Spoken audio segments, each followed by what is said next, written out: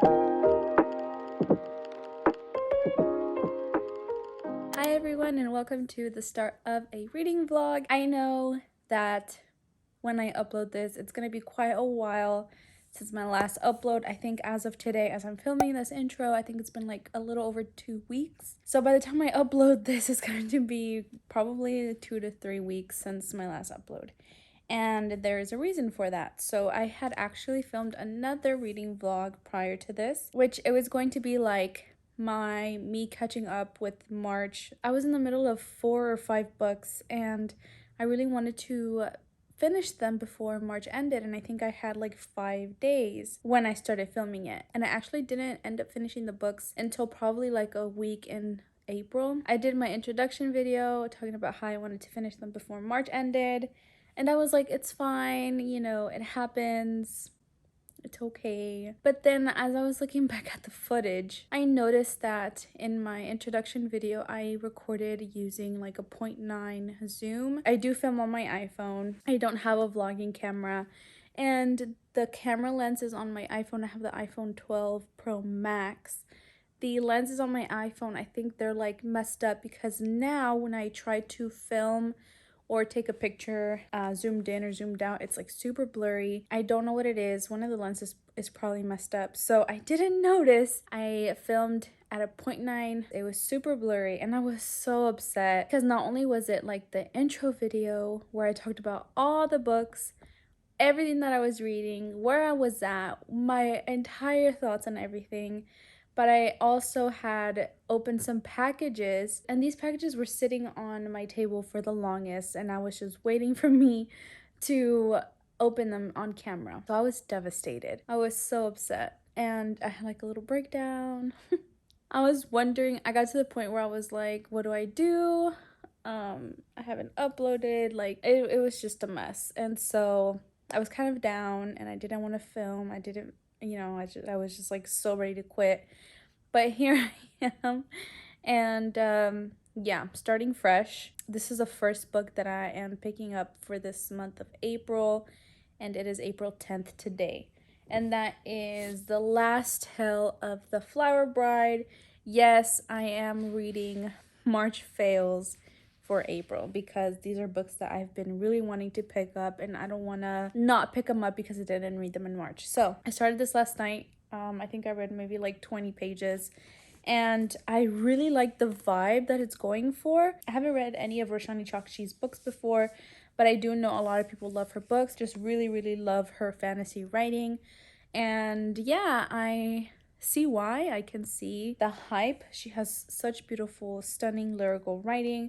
It's giving me Ariadne combined with Strange the Dreamer vibes. Like it's just really good. I've really been enjoying it so far. I've read about the main character and how he came to meet Indigo, which is his bride, just them falling in love and getting married. That is what I've been reading so far. I do want to, of course, read this tonight as well, read some today. I don't have anything planned for today, but I do have like just little things that I want to do around the house. For example, I've been really itching to play my Nintendo 64. It's actually funny because at work, I listen to music while I'm working. The entire 8 hours, I'm basically just updating documents. And so I got to the point where I just needed background music, so I have my headphones on.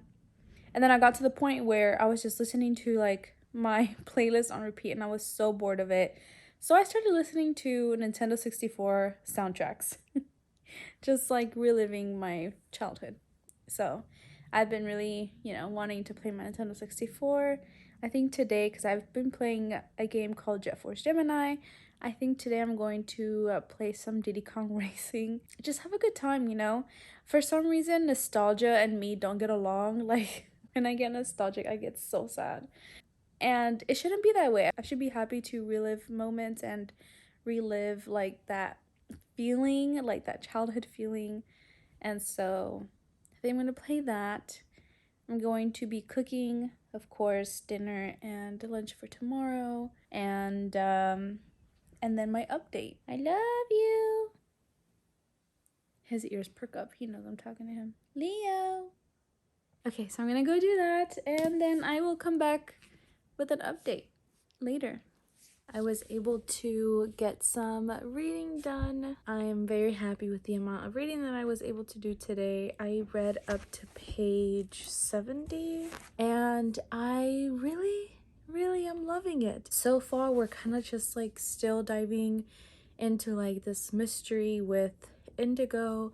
We are being introduced to a childhood friend, and the husband is kind of like diving into her past with the house and her past as a child, and her past with this friend as well. And I think it's really cool how they both have like blue hue names. Like we have Indigo and then we have Azure. I think that's very like poetic-ish, I guess you can say. And what I do really appreciate about this book is that the author writes about like these nostalgic scenes, and like it kind of brings back memories from like my childhood. Let me see if I can like give you an example. So for example, she talks about like going in to get your shots as a kid, like your vaccines. And like I just started remembering like when my dad would take me to go get my shots. He would like pick me up early from school and I would be so excited because he was picking me up early from school, and then it turns out that he was taking me to this one clinic, and I still remember that lobby, and I was always so afraid of getting my shots, but I wasn't the type of kid to like cry out loud. I would just kind of hold it in. So yeah, it's like there's like little scenes like that, like just little details that will kind of like make me reminisce about being a child. I don't know, I guess lately I've just been having a lot of childhood nostalgia. I did also play some Nintendo 64 today. I played some Diddy Kong Racing. It was a good day. So we haven't like really been introduced to a fairy, but it's kind of hinting at the fairy world, so I'm into it. I'm liking it. But I am super tired, so I'm gonna go ahead and head to bed and go to sleep, and then tomorrow's a new day. Tomorrow I will try to continue to read some more, so I will be back tomorrow with some more reading of The Last Tale of the Flower Bride. Let's go to Barnes and Noble. So I am currently leaving work and I'm going to Barnes and Noble. I do apologize if all you can hear is my car, because I do have quite an oldie but a goodie car, and she can be loud, so I just wanted to film a quick update. I'm going to spend my last Barnes and Noble money that I got for my birthday. I got a gift card from my goddaughter's parents, and I'm gonna go spend that right now. I was like saving it, and oh shoot, I gotta go. Saving it for, you know, just I didn't want to spend it like that same week, considering that I had already bought so many other books. So I'm gonna go spend it. I'm gonna go buy a monthly book pick for a YouTube channel that I follow, and I'm excited for this one because I've been wanting to read this book for a while, which is Icebreaker by Hannah Grace, I think is the author's name. And I've been seeing it everywhere. I've been seeing it on TikTok and Bookstagram. A lot of people love it, and it's a pick for this book club. And it's their very first book club pick too, so I'm excited for that. So yeah, I'm actually going to head there now, and I'm gonna pull up the GPS because I don't know how to get there. So I'll see you there.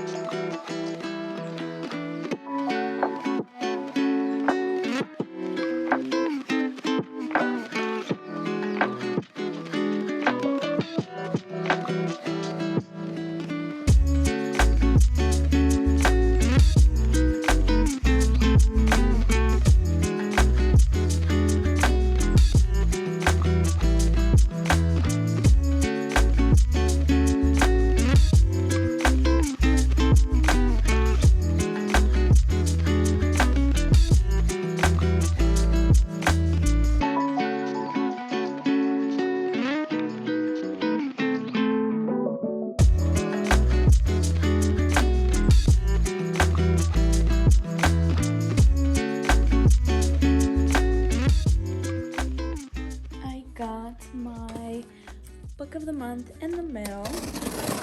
So before I do a little montage of me reading today, I figured I would show you guys. As always, I tend to only get one book because even with one, I already struggle with my TBR. I agree, responsibilities are overrated. But here we are. So for this month, my book of the month pick was Adelaide by Guinevere Wheeler. First of all, of course I was gonna pick this. The cover, wow, stunning. And I believe all the other books, I wasn't feeling it. Like, I'm not looking for any romance. I'm looking for fantasy, and I'm looking for thrillers. So I did mention that because of February, like, I think I overwhelmed myself with romance. And so I've been really wanting a thriller, mystery, fantasy, anything but romance. And not that this isn't romance, like it still talks about love, but I think there's like kind of like a little negative aspect to it, kind of like the girl losing herself. And I feel like this book isn't 100% positive, like probably some controversial feelings. I don't really know. This is just based off of like assumptions, but that is kind of why I picked it up, because I'm like tired of romance books like having happy endings, and I'm so tired of that. I'm tired of like the miscommunication. I'm tired of like happy endings. I don't know how to say it. Like, I'm just not in the mood. So hopefully this is not that, and we'll see what it gives. And then also, what did I get when I went shopping? This is what I got. I got Icebreaker by Hannah Grace. This is what I went in there looking for. Again, this is the monthly pick for this book club, hosted by Loranda Reads. They are a booktube channel here on YouTube. So I've really been enjoying watching their channel, and they just started a book club. So this is going to be the pick for that. I did say that I didn't want any more romance, but I've heard that this is pretty spicy, so looking forward to that.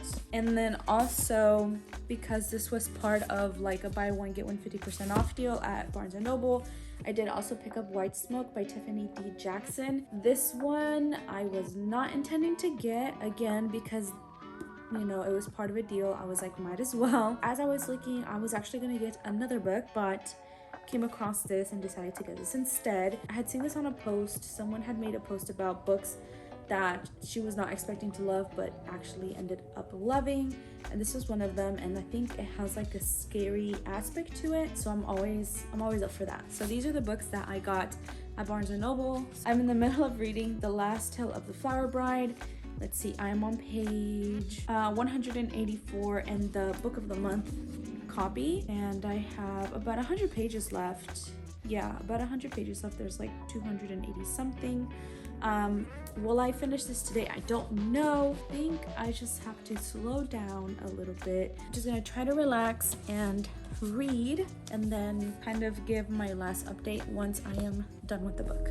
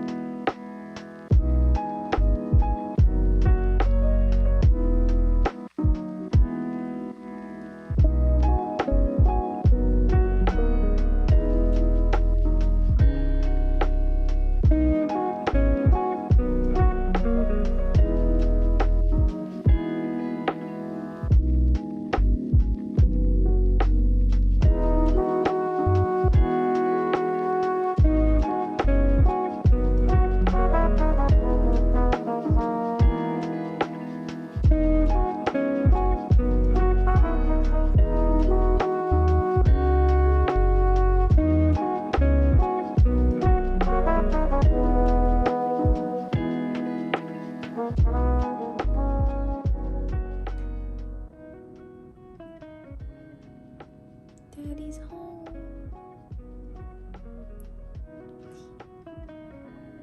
He's home. Oh, there. So I finished The Last Tale of the Flower Bride by Roshani Chakshi. If you hear Leo, he's just being a little dramatic. His food comes out at 7:30, and every day at 7, he starts to cry. He gets impatient, but he's fine because even if I put his food to come out at 7, like he'll still cry like 30 minutes before. I'm sorry. It's almost time. So yes, I did finish The Last Tale of the Flower Bride, and I'm gonna give this a 3.5 out of 5 stars. Let me talk about, I guess, where I personally would like commend the author for this book and then where it kind of lacked. So first off, me, I am like super despistada. I really don't know how to say that in English, but basically I'm not aware of my surroundings and I'm not aware of like endings. I'm not good at guessing what is going to happen. That's kind of like what despistada is. I think that's like the best translation. I don't even know if there's an English word. If you know how to say despistada in English, please let me know in the comments. Anyways, I rarely ever guess what an ending is going to be. So the fact that I guessed an aspect of this ending, I was like, okay, that's fine. Like I was expecting like a better ending. I feel like it was like anticlimactic in a way. On top of that, I was dragging a little bit, and considering that this isn't a really long book, I don't know if maybe it's because I'm getting out of a reading slump. I don't know what it was. 3.5 is still a good rating. I would still say that this book is very much worth picking up, but I think also like a lot of people are talking about this book and talking about how much they loved it.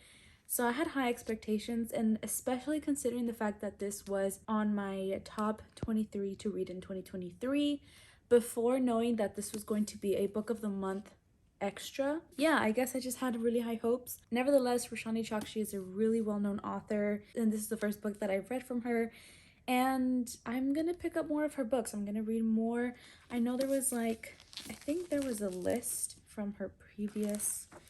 Yeah, so she has The Gilded Wolves, The Star-Touched Queen duology, and the Pandava Quintet. And then the Pandava Quintet, the Arusha and the End of Time, Arusha and the Song of Death. I think that's like a middle grade, if I'm not mistaken. So yes, very lyrical. Her writing did remind me a lot of Laini Taylor and Jennifer Saint. Like it was like a combination of the two, and I did really appreciate like the descriptions that she would have. Like whenever she would describe like a feeling, she tended to use childhood memories to describe that, and all the childhood memories that were mentioned, I did have connections with that. So in that way, I did feel very connected to the book. I feel like I wish I would have had that childhood friend that I could like have known for my whole childhood, including adulthood. I really wish I had that, but I actually moved states in between my life whenever I was around 10. So I never had that childhood best friend. Like my husband, like his best friends are like friends that he's known since diapers. And I wish I had that. So if you have that, be very appreciative of it, be very thankful, because it's something that it's just gonna stay with you forever. Another thing that I really appreciated was the short epilogue. It was like half a page.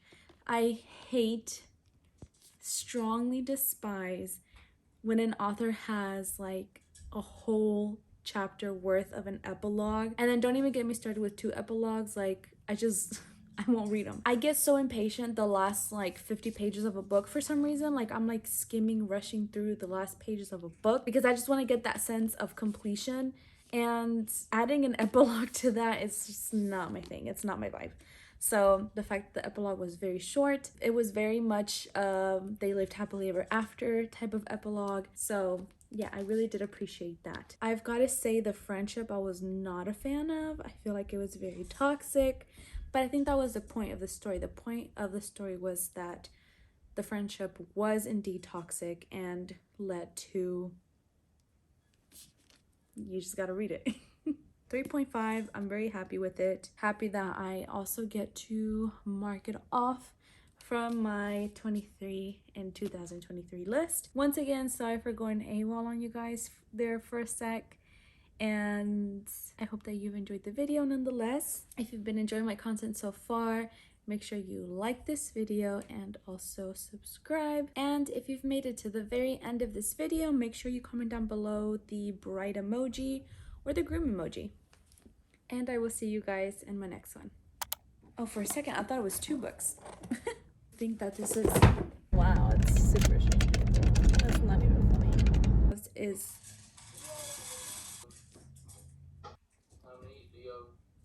Leo, come say bye. And we will see you guys in the next one. Bye.